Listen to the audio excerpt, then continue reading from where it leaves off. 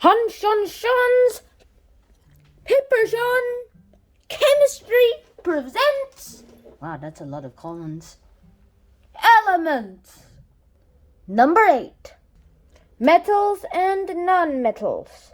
There's always an opposite. We'll explain this later. Alright, today we will be talking about the metals and non-metals. And in the periodic table, let's zoom in, we will be splitting it into these parts. And we will be drawing the line here. Here is the edited version. And I hope you guys can see where the metals are and where the non-metals are right now. So, how about we get started?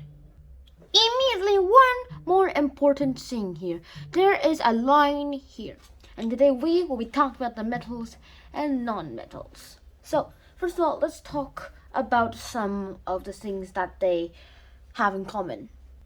And for that, we need the periodic table of elements, which shows you where we split the line exactly by that yellow little elements box. Those are part of the metals, and from there on, it's just non-metals. So let's talk about it here. Oh yeah, hydrogen. You have to forget about hydrogen forever. Now, metals can create positive ions. In fact, I'll write it down for you. Metals tend to be able to about ions. Metals can create ions, either the positive or negative versions. While in the worst case scenario, non-metals usually don't make ions at all. And I'll just go on and talk more about the physical properties of these metals. And for that, we need to talk about the physical properties for the most part.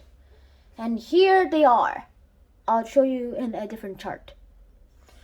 Alright, let's just split this into two parts. So let's get the ruler and split this up. With, let's just say let's use some green. So split it in half. And after that, let's just add in the title. The metals' physical properties. So for metals, right over here, they have a lot of metallic bonding, which means that it is very strong. And I'll show you it. The ruler I used to divide this paper in two is very strong. You can't really bend it. Actually, you can, but at least it won't snap. Which brings us to our second topic, which means it's malleable. That it's able to bend without snapping. And that's very useful when you need iron weapons. But however, if you really want something that will stay in the bent shape. But for some reason, I don't have paper clips in this house. I know, I'm a bit weird here. So I'll just use a more safer way. Those little things that hold the music sheet for you when you do some music things. I use these personally. And you can still bend them. And it sort of stays in the shape. It unbends in a process a little bit. But at least it bends a little bit. And it's fun to spin with. Also, it's very hard to. And it didn't snap at all. And they are also useful conductors of heat and electricity. It's a great conductor of heat and, of course, which is also the reason why many of our wires, this is a kit that I just recently bought, of great electricity. These are copper wires, alright? And why we have this rubber on it is because of the actual usage and the danger of electricity. Rubber is an insulator, a non-metal, made up of some of the it's a compound of all the elements of the non-metals, So it's very great for coating for the metals. In this case, I think it's copper. Yeah, it's copper. And this is an electromagnet. We'll probably be explaining it in another episode. But for now, just remember that it's a good conductor of electricity. Another great thing about metals is that it also has a high melting point, like tungsten, for example. It was used as cannonballs during World War II, and it wouldn't melt until it was 270 degrees Celsius, which was very useful for cannonballs, because if you just shoot it too fast into the air, well, then it'll probably melt up. One good thing, though, as long as it doesn't melt up on your side of the territory, it'll be good for your enemies. At least, for you, at least. Another thing about metals is that these metals are usually pretty shiny. It's shiny, and if you remember from the ruler, it's already pretty shiny. You can see it, can't you? And okay, let's just put it shiny here. And the last thing is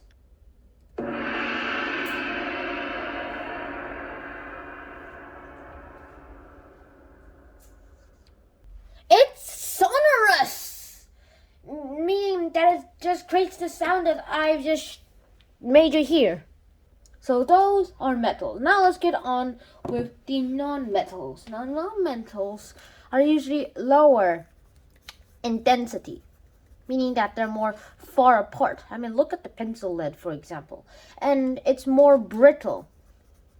And as we've seen in the beginning of the episode, and I can do it right now if you wanna. Whoa. See? It's kind of brittle here. And if you really want to see something brittle, yeah, which is the reason why we sharpen our pencils. Hear that? Sharpening the pencil. Which is the reason why we sharpen pencils, so that we get more sharper and reusable pencils. At least until it runs out of lead, that is. Also, they are very poor conductors of electricity, and they're usually dull in color. And of course, they have low melting points and boiling points. I could actually show you this right now, but because of a lot of unnecessary things, I'm pretty sure I won't really just show you it right now. And also, it might be bad for the environment, at least in my home for now. It'll also probably smell bad. So I'm not just gonna melt a pencil here, or even the pencil lead.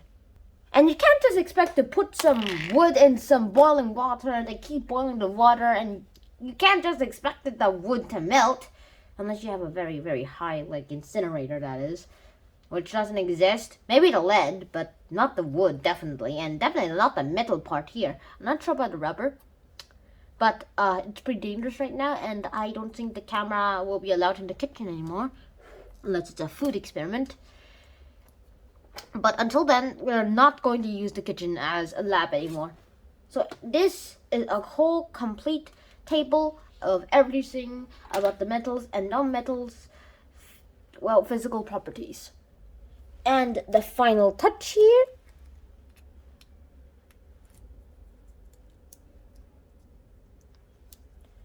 Voila!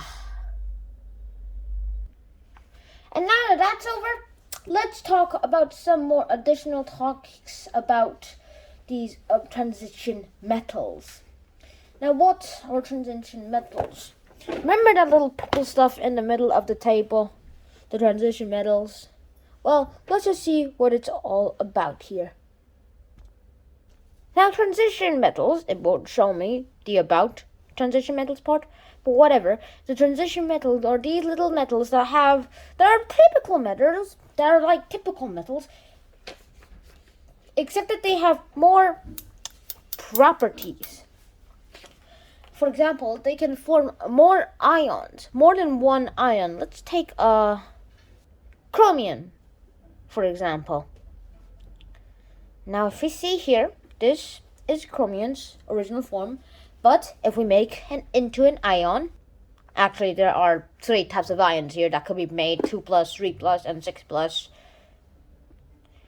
then, well, you also get different colors for each of those ions. And you probably already know what the 2 plus, 3 plus, and 6 plus means. If you don't, well, just go Google it up or rewatch my episode on ions.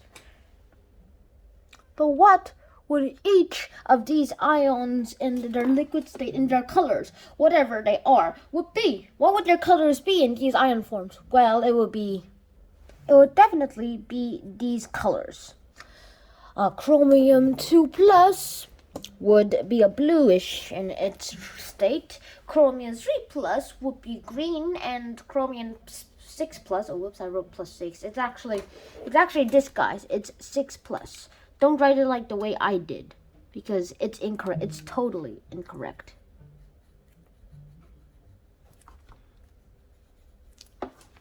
And these are their actual things.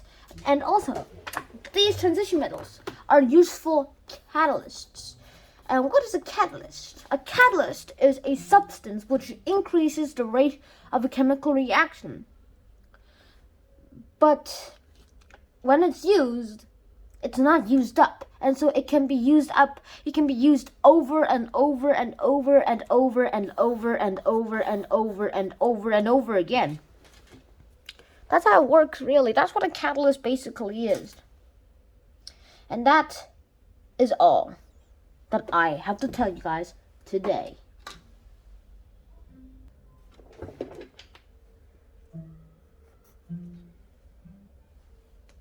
Well, at least our metals and non-metals are complete. And gong, please.